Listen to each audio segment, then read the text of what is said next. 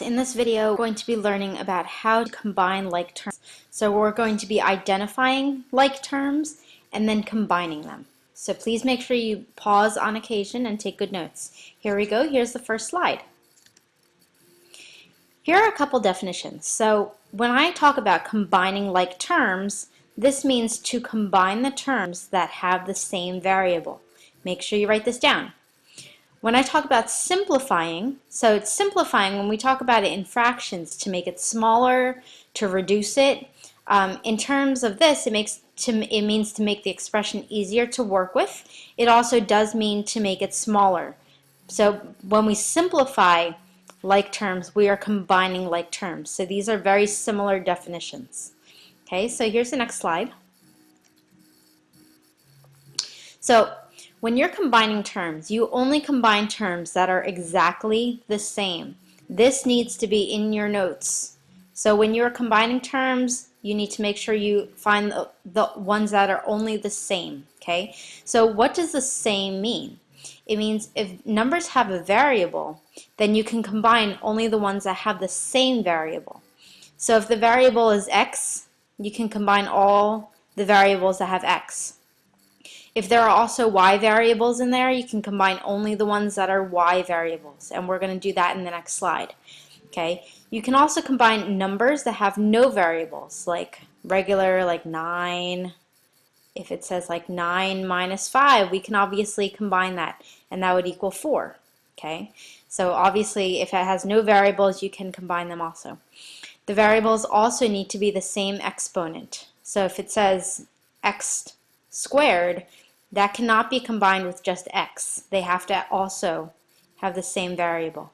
Or if it says x cubed, you can combine that with another x cubed. Okay? So here's an example in the next slide. Here's some variable families. So we're going to identify the same families. So here, our first family, we have an x with a number next to it. So we have 8x, which means 8 times x. So we can look at the other ones. Does y have the same variable? No, so we cannot combine it. Does x squared have the same variable? No, so we cannot combine it. But this has the same variable. It just has an x, so I put a circle around it just like I put a circle around my first variable. Okay, so let's look at the second one, 2y. I'm going to put a square or a rectangle around this. I'm going to box it, okay, just so I know that it's separate than this one. Okay, and so I see that this one at the end is also the same.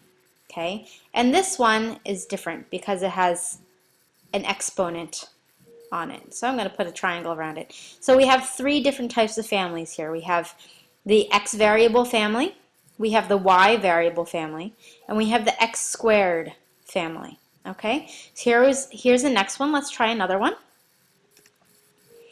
Please pause and write this down. So try to identify them.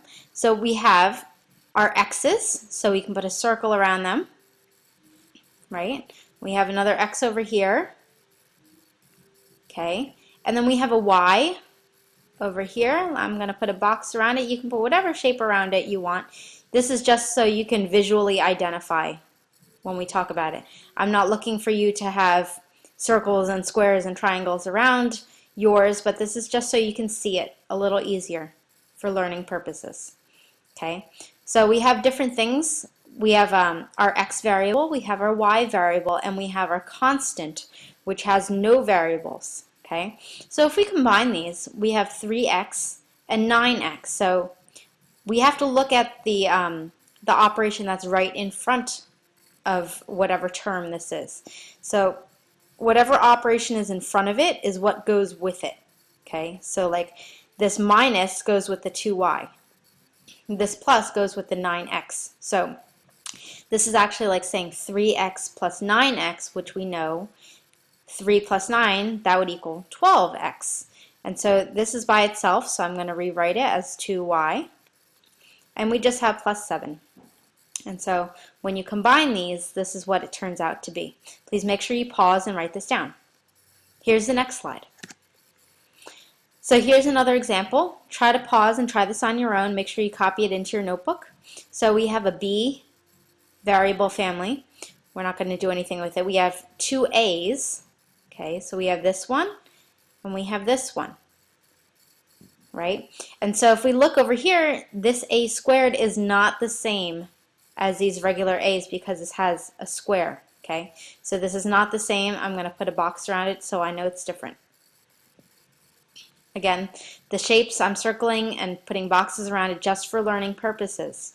So I don't expect you guys to do this. It's just so you can see.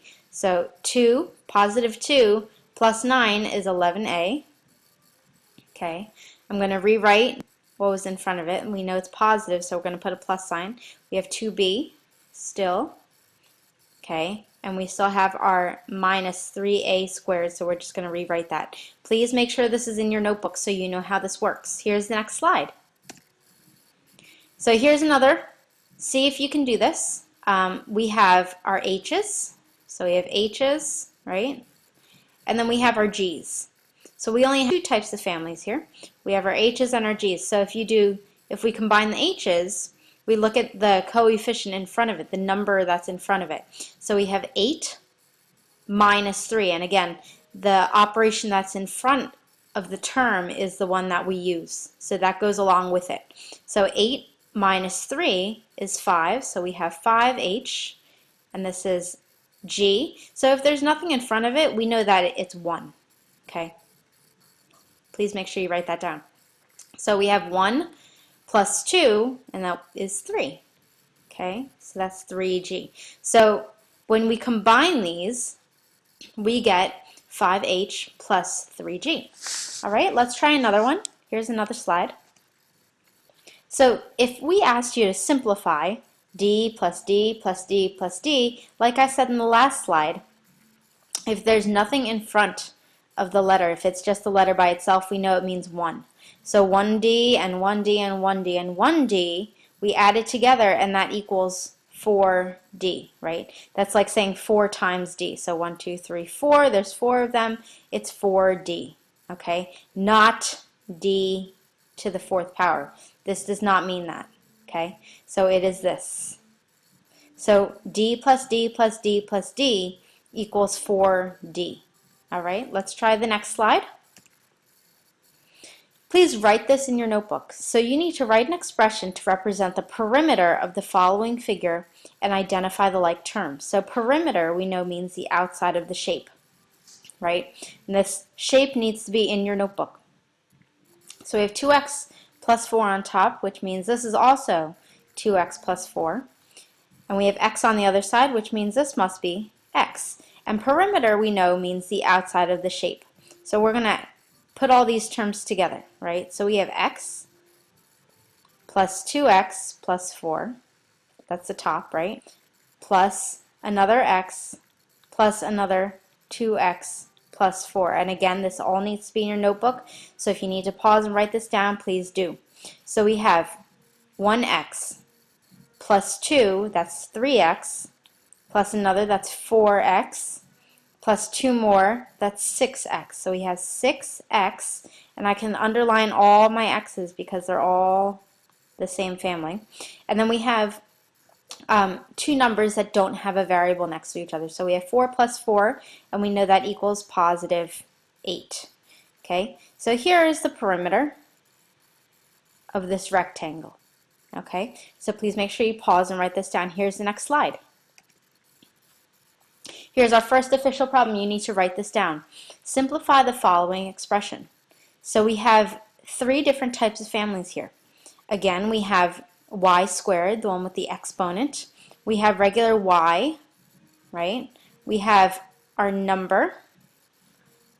We have another exponent. We have another regular y. And we have a regular number, just plain by itself, no variables. Okay, so let's combine the like terms. So we have y squared and y squared. Let's combine that first. So we have 3. We look at the number in front of it. 3 plus 4 is 7. And we have to make sure we include the variable after it.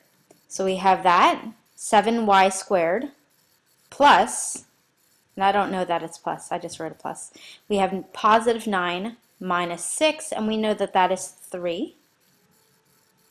And then we have positive 12 plus 2, and that is 14. Okay, and so look at how I wrote this. I wrote the one with the exponent first, the one without the exponent, and then the number without a variable next. Okay, so if you need to pause and rewatch this, please do. Here's the next one. Ming is X years old. Charlie is 5 times as old as Ming. John is 10 years younger than Charlie. How old is each person in terms of X? So I have Ming is X years old. Charlie is 5 times as old as Ming. So that means Charlie is 5x, which means 5 times x, right? And John is 10 years than Charlie, or Yarly. So we have Yarly here. Oh, and I have been spelling his name wrong. There's an E in there. There's an E in there. Okay, so Yarly is 10 years younger, or I'm sorry, John is 10 years younger than Yarly. This should say John. So if Yarly is 5x, then John is 5x minus 10. You need to know this. If you didn't understand this, please rewatch it. So because John is 10 years younger than Yarly, if we know that Yarly is 5x, we start from his age and subtract 10 for John.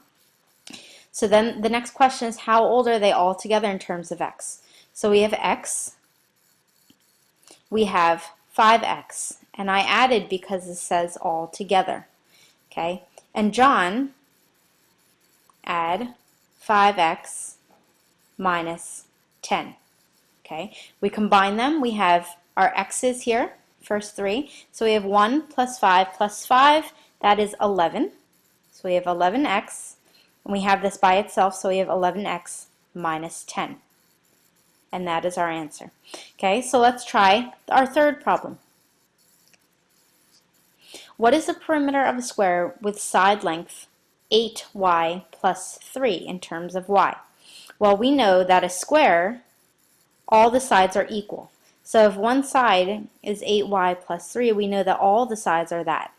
And so we have 8y plus 3 plus 8y plus 3 plus 8y plus 3. And how many do we have? 1, 2, 3. Let's do one more. Plus 8y plus 3. And please make sure you've paused and written this down. We have 4 of them now. So we have the perimeter of the outside, right? That means the outside of the shape. So we have 8 plus 8 plus 8 plus 8. That's like saying 8 times 4, and we know that that's 32. Don't forget our variable. Plus 3 plus 3 plus 3 plus 3. That's like saying 3 times 4. And so we can say that that equals 12. And so here's our perimeter in terms of y. Okay, if you need to pause and rewatch any of this, please make sure you do. This all needs to be in your notebook. And here is the homework. There are 3 problems, and I will see you tomorrow.